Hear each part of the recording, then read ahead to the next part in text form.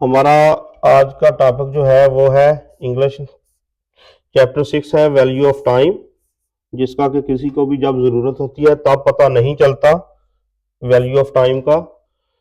तो ये कॉमन है, किसी को नहीं पता चलता, हर किसी के साथ होता है। पैराग्राफ 2 है इसका। ये आप पैराग्राफ 2 जो है ये वैसे ही आपको कहानी टाइप सबक लगता है, ये इजी इजी, लेकिन इतना ये थोड़ा ध्यान से पढ़ने वाला है। ये वजह इसकी ये है, इसके के अंदर जेरंड और पार्टिसिपल का यूज ज्यादा है। पैराग्राफ जो है पार्टिसिपल और जेरंड का यूज जो है ये क्या होता है, ये चैप्टर 2 जो है उसकी एक्सरसाइज के अंदर मेंशन है और इस पे अलग से वीडियो मौजूद है। ये समझे बगैर अगर किसी बच्चे को इन चीजों का नहीं पता तो वो टेक्स्ट जो है सेंटेंस का उसको समझ नहीं आएगी। तो साथ साथ मैं बता तो जाऊंगा आपको, लेकिन ये आपको परमानेंटली ये टॉपिक पता होने चाहिए। पार्ट्स ऑफ स्पीच के साथ साथ जो अहम है वो ये टॉपिक है दोनों,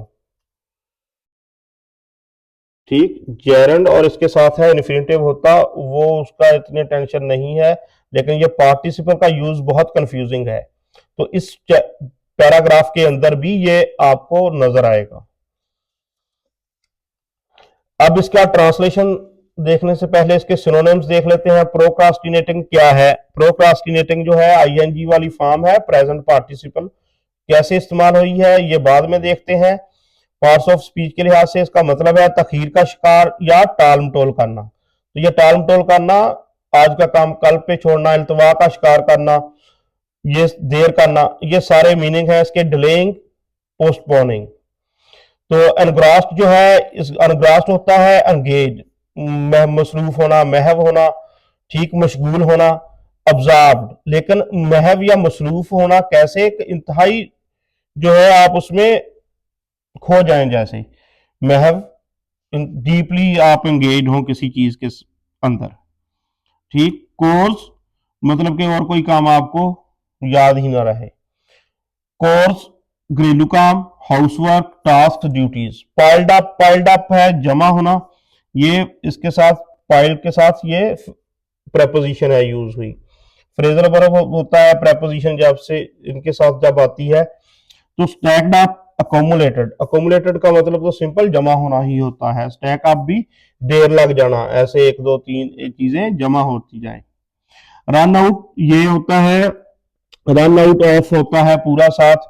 फ्रेजल वर्ब होता है ये कमी या खत्म होना, किसी चीज का खत्म हो जाना या कमी होना, उसके लिए यूज होता है।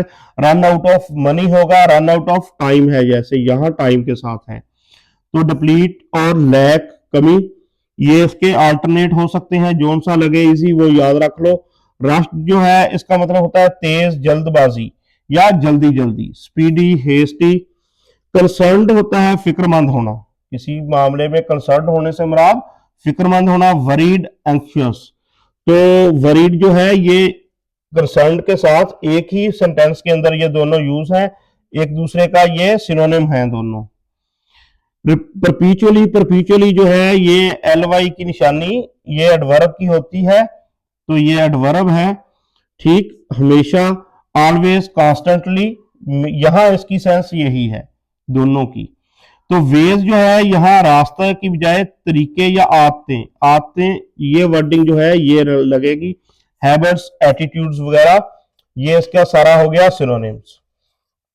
अब देखते हैं तसीर। ऑफन फाउंड हिमसेल्फ, तसीर ने अक्सर, ऑफन इसका मतलब है अक्सर, फाउंड पाया, ठीक। हिमसेल्फ खुद को, कैसे पाया? प्रोक्रास्टिनेटिंग, टालमटोल करता हुआ या तखीर का शिकार, जैसे मर्जी कर लें आप, ठीक। तसीर ऑफन फाउंड हिमसेल्फ, तसीर ने अक्सर खुद को कैसे पाया? प्रोक्रास्टिनेटिंग मतलब तखीर का शिकार या टालमटोल करना, चीजों को आज का काम कल पे छोड़ते जाना, आज का काम कल पे छोड़ते जाना। तसीर को अक्सर पता चलता था। फाउंड हिमसेल्फ का अब ट्रांसलेशन में हम कैसे करेंगे? फाउंड हिमसेल्फ जो है पता चलता था इसकी अक्सर, तसीर को अक्सर पता चलता था कि वो टालमटोल कर रहा है, प्रोक्रास्टिनेटिंग। एक तो ये सिंपल सेंटेंस बन सकता है इसका, या इसका बन सकता है आपको जो मिलेगा लिखा हुआ कहीं ना कहीं ग्रामर में, तसीर अक्सर खुद को तखीर का शिकार पाया, ठीक। या ने साथ लगाना है लगा लें, यहां वैसे यूज नहीं है। तसीर अक्सर खुद को तखीर का शिकार पाया। अब ये ना ढूंढते रहना कि शिकार कहां से आ गया, इसका ट्रांसलेशन किसने कर दिया, किस वर्ड से आ गया। फाउंड हिमसेल्फ मतलब तखीर का शिकार, ये ट्रांसलेशन के लिए वैसे उर्दू के लिहाज से है, ये किसी वर्ड का मीनिंग नहीं है अलग से। अब नेक्स्ट सेंटेंस क्या है, ही यूज्ड टू। एक तो ये चीज जो है ये गौर करने की है उसके लिहाज से। इसका ग्रामर के लिहाज से ये क्या है, सेकंड फॉर्म है सिंपली वर्ब की। सेकंड फॉर्म कहां से है, फाइंड फाउंड फाउंड से। फाइंड फाउंड फाउंड, एक तो ये याद हो आपको। और इसके अंदर ये जो है एडवर्ब है अक्सर, जो है ऑफन। प्रोक्रास्टिनेटिंग, ये पार्ट समझने वाला था, ये है प्रेजेंट पार्टिसिपल। और प्रेजेंट पार्टिसिपल जब आ जाए, आईएनजी वाली फॉर्म का नाम क्या है, प्रेजेंट पार्टिसिपल है। और जब ये आ जाए नाउन के तौर पर तो इसको कहते हैं जेरेंड। तो यहां ये जेरेंड यूज हुई है, वर्ब के तौर पर नहीं है, जेरेंड है, नाउन या सिंपली नाउन के तौर पर समझ लें इसका इस्तेमाल है। ये स्टेट बता रहा है कि उसने अपने आप को किस स्टेट में पाया, जब अपने आप को किस हालत में पाता था, तो ये हालत बता रही है। ही यूज टू स्पेंड, अब ही यूज टू स्पेंड एक पार्ट यहां तक आप देखें, आवर्स टुगेदर यहां तक देखें, इसको लेंथी सेंटेंस है। एनग्रास्ड इन, इनग्रास्ड इन के बाद अब तीन चीजों का जिक्र है, video games, chatting with friends and day dreaming. ठीक, ही यूज्ड टू स्पेंड। अब यूज्ड टू जो है ये यूज जब हो जाए ऐसे, यूज टू के बाद जब भी ये आ जाए इसके बाद फॉर्म कौन सी आती है, फर्स्ट फॉर्म। तो स्पेंड जो है ये फर्स्ट फॉर्म है, यूज टू के बाद फर्स्ट फॉर्म। चैप्टर 1 के अंदर ये पैरा 4 के अंदर भी ये यूज टू रिटायर हजरत मोहम्मद सल्लल्लाहु अलैहि वसल्लम चले जाया करते थे जहां है, वहां भी यूज टू के बाद फर्स्ट फॉर्म है रिटायर वाली। तो स्पेंड आवर्स, वो गुजारा करता था। ठीक, या ये यूज टू बताता क्या है, आदत, कोई काम जो आदत बन जाए उसके लिए यूज होता है। ही यूज टू स्पेंड, वो गुजारा करता था, कैसे गुजारता था, आवर्स टुगेदर, बहुत से घंटे, इकट्ठे ही घंटे। ठीक, कैसे, एनग्रास्ड, मसरूफ रहते हुए, किन चीजों में, वीडियो गेम्स में, चैटिंग विद फ्रेंड्स, दोस्तों के साथ गपशप में, और डे ड्रीमिंग। अब जो है वर्ड बाय वर्ड तो आपने इस पार्ट को देख लिया। तो ये तीन काम है, वीडियो गेम, चैटिंग और डे ड्रीमिंग, वो घंटों तक। ठीक, वीडियो गेम्स, दोस्तों के साथ गपशप, और दिन में ख्वाब देखने। ठीक, इसको ब्रैकेट में लिखा होगा, ख्याली पुलाव पकाने में महव रहता था। ठीक, मसरूफ की बजाय महव जो है वो ज्यादा बेहतर है। जबकि इसका स्कूल का काम, वाइल, तो ये हो गया जबकि, हिज स्कूल वर्क, स्कूल का काम, ये सारे का सारा ट्रांसलेशन है his school work, and course, ये घरेलू काम, पाइल्ड अप, क्या हो जाते थे, जमा हो जाते थे, या कामों का ढेर लग जाता था, पाइल अप का, ये ट्रांसलेशन हो गया। जबकि इसका स्कूल का काम और घरेलू काम जमा होते जाते थे, तो यूज टू होते जाते थे। मसलन ये आदत थी, ये रूटीन बन चुकी थी उसकी, उसकी हैबिट बन गई थी, इसलिए इसको यूज टू के साथ उसने कहा किया है, स्पेंड आवर्स टुगेदर। अब यूज टू के बाद ये याद रखना फर्स्ट फॉर्म आती है, आवर्स नाउन टुगेदर जो है एडवर्ब आ जाएगा, एनग्रास्ड जो है ये थर्ड ईडी वाली फॉर्म जो है, ईडी वाली फॉर्म ये होती है पास्ट पार्टिसिपल। तो पास्ट पार्टिसिपल यहां क्या है, एडजेक्टिव है, यहां वर्ब की बजाय जो है ये पास्ट पार्टिसिपल कैसे है, एडजेक्टिव के तौर पर आया है, तो ये एडजेक्टिव हो जाएगा। वीडियो गेम्स, तो ये नाउन हो गया, वीडियो को आप एडजेक्टिव कह सकते हैं इस गेम्स को। चैटिंग जो है ये आईएनजी वाली फॉर्म, ये भी नाउन हो जाएगी। डे ड्रीमिंग ये भी जेरेंड के तौर पर आएगा। यहां वर्ब की बजाय ये उसकी स्टेट्स हैं, किस स्टेट के, जैसे प्रोक्रास्टिनेटिंग था, तो ये दोनों जो है ये आ जाएंगी नाउन की सेंस में। वाइल कंजक्शन हो जाएगा, स्कूल वर्क, कोर्स जो है ये दोनों जो है नाउन हो जाएंगे। पाइल्ड अप जो है ये पाइल्ड अप उसका बन जाएगा वर्ब, फ्रेजल वर्ब बन जाएगा पाइल्ड अप। तो पाइल से पाइल्ड अप, डी लगा के सेकंड फॉर्म है, यहां यहां ये सेकंड फॉर्म यूज हुई है वर्ब की। तो ये है सारा सेंटेंस। इसमें आप देखें ये बार बार जो आईएनजी वाली फॉर्म और ईडी वाली फॉर्म का एडजेक्टिव के तौर पर या आईएनजी की फॉर्म का एडजेक्टिव या नाउन के तौर पर डिफरेंट जिक्र है। तो ये टॉपिक आपको पढ़ने पड़ेंगे, समझने पड़ेंगे, इंग्लिश की ट्रांसलेशन या टेक्स्ट बुक समझने के लिए, सेंटेंस समझने के लिए, किसी भी कोई भी। डिस्पाइट हिज गुड इंटेंशंस, तो ये एक पार्ट तो इतना हो गया। डिस्पाइट बावजूद, इन स्पाइट ऑफ हम पढ़ चुके हैं लास्ट लेसन्स के अंदर। गुड इंटेंशंस, इंटेंशंस क्या होगा? इरादे, नियत। इंटेंशन नियत उसका मतलब होता है या इरादा। He always seemed to run out of time. Despite his good intentions एक बात हो गई, तो ये डिस्पाइट प्रेपोजिशन है, प्रेपोजिशनल फ्रेज है सारी। Despite his good intentions he always seemed to run out of time, वो हमेशा दिखाई देता था। ठीक, कैसे? सीम्ड, नजर कैसे आता था? सीम्ड दिखाई देना या नजर आना। ही ऑलवेज सीम्ड कैसे दिखाई देता था? To run out of time, यानी कि वक्त की कमी का शिकार। रन आउट ऑफ टाइम, पूरा ये फ्रेजल वर्ब समझ लें आप, रन आउट ऑफ टाइम पूरे को फिलहाल। तो रन आउट ऑफ टाइम का मतलब हो गया वक्त की कमी का शिकार। ठीक, हमेशा, ऑलवेज, तो ये एडवर्ब है फ्रीक्वेंसी बताने के लिए। सीम्ड ये सेकंड फॉर्म है, और इसके बाद ये टू रन जो है, इतना पार्ट जो है ये इन्फिनिटिव बनेगा। इतना पार्ट अलग से देखेंगे तो सीम्ड वर्ब के बाद ये टू रन वाली फॉर्म इन्फिनिटिव यूज हुआ है।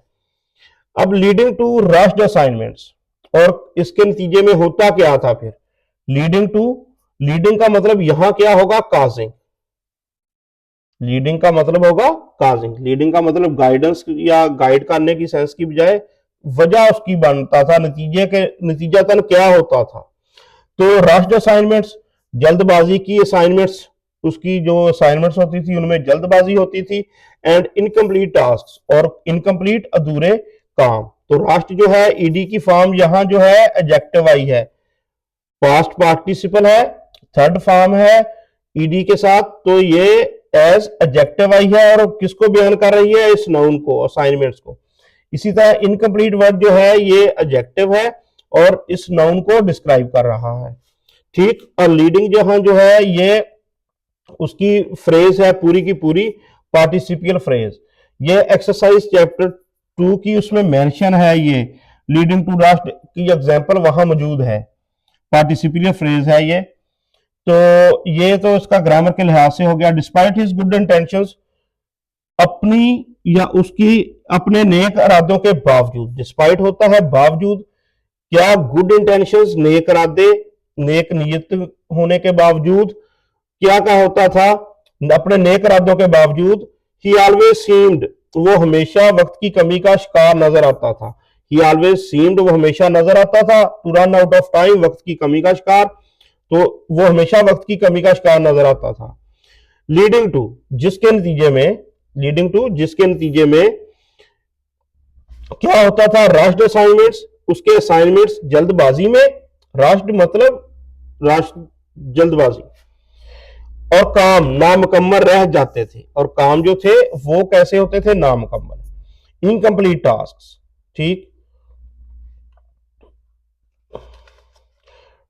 मेरे साथ पढ़ने वाले को आधा टेक्स्ट साथ याद हो जाए अगर कोई ध्यान से पढ़े, ये ट्रांसलेशन तो सिंपल चीज बन जाएगी।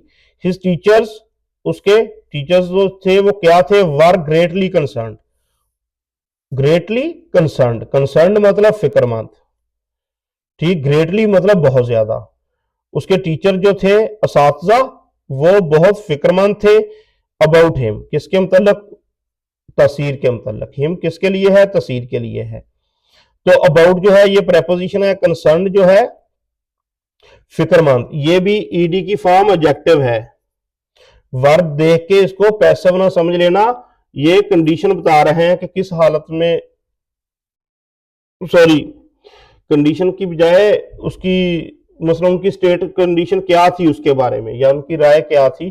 कंसर्न थे, फिक्रमंद थे। एंड हिज पेरेंट्स, और उसके वालदैन जो है, पहले टीचर्स की बात है फिर पेरेंट्स की। वर आल्सो, वो भी, आल्सो जो है ये एडवर्ब है। ठीक, ये एलवाई की एंडिंग है, ये भी एडवर्ब है। वर आल्सो परपीचुअली वरीड, वो भी, ये भी थर्ड फॉर्म यहां एडजेक्टिव के तौर पर आई है। वो वरीड थे वालिदैन, और टीचर्स के साथ यूज किया है उसने कंसर्न्ड। ये दोनों आपस में सिनोनिम के तौर पर आप लिख सकते हैं। बट तसीर वॉज नॉट रेडी, लेकिन तसीर जो था वो रेडी नहीं था किस काम के लिए, टू चेंज हिज वेज, ठीक, अपने तरीके बदलने में, अपनी आदतें बदलने के लिए रेडी नहीं था। वॉज नॉट, रेडी नहीं था, चेंज हिज वेज, अपनी आदतें बदल ले, अपने काम सीधे कर ले, सीधी लफ्जा एट ऑल, बिल्कुल, जो एट ऑल ये सारा यूज हुआ है इसका ट्रांसलेशन होगा बिल्कुल भी वो तैयार नहीं था अपने आप को बदलने में। उसके असातिज़ा उसके बारे में बहुत फिक्रमंद थे, और उसके वालिदैन भी हमेशा परेशान रहते थे, परपीचुअली, हमेशा, ठीक। ऑल्सो भी, वालिदैन भी हमेशा परेशान रहते थे, लेकिन बट अब तस्वीर क्या था, was not ready to change his ways, वो अपनी आदतें बदलने के लिए तैयार नहीं था। एट ऑल, बिल्कुल भी, तो ये साथ ऐड होगा, लेकिन तस्वीर बिल्कुल भी अपनी आदतें बदलने के लिए तैयार नहीं था। तो ये सारा पैराग्राफ है।